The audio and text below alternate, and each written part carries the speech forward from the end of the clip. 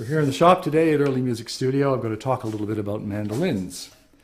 This mandolin was donated to us by a kind and generous person, and it was actually an instrument that belonged to her great-grandfather, who was a seaman. He worked on ships plying the South China Sea route. He was from Glasgow, and he would go around Africa, around the Horn, through Indian Ocean, to China and back again. Those voyages would, in around the 1850s, those voyages would take 2 years to complete. So he needed something to amuse himself while he was not working, and so he played the mandolin.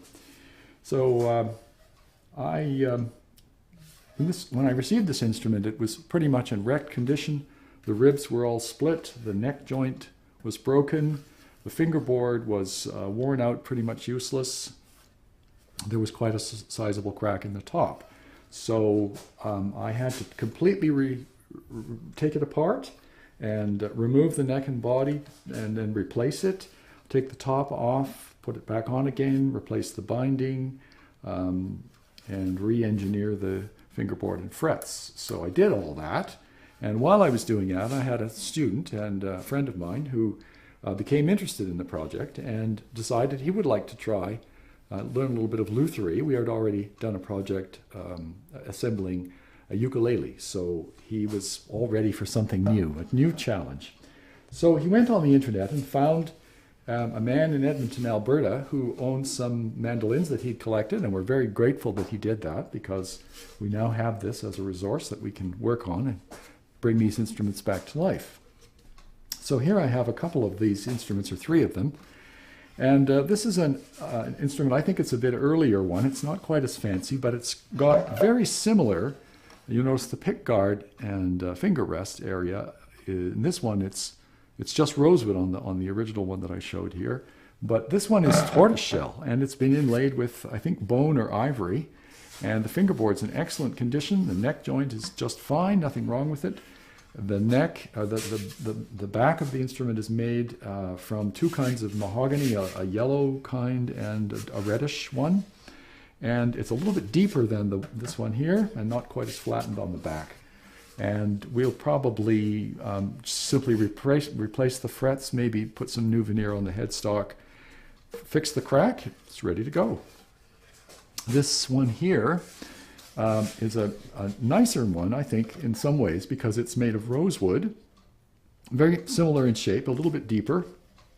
It's made of rosewood and alternating ribs of rosewood and bird's eye maple. This is usually referred to as beach ball. So there's been some restoration done already, and I feel this could be probably cleaned up a little bit. This is a piece of mahogany. It's really not the right thing. We'll probably take that off and replace it with some rosewood veneer.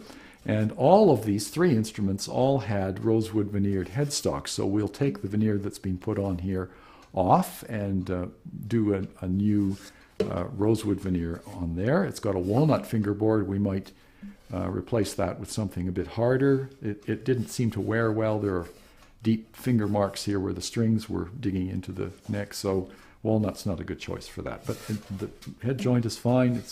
It's in really pretty good restorable condition. The last one here is quite an elaborate one. I'm estimating this one, it has no label. I'm estimating this one came from the early 20th century.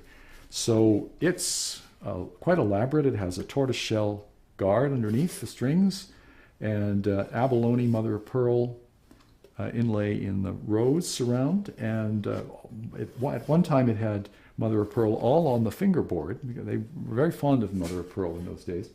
But a few pieces missing here. We may just replace that with some rosewood. It has the rosewood veneered headstock, typical of the kind. But the back is really amazing. It's a beautiful, fine little small ribs, beautifully joined here at the top where the neck and body join, all made of Brazilian rosewood. It's a very high quality instrument, excellent piece of spruce on top here. So that's a great project for restoration, and we'll bring these instruments back to life and they'll sing again.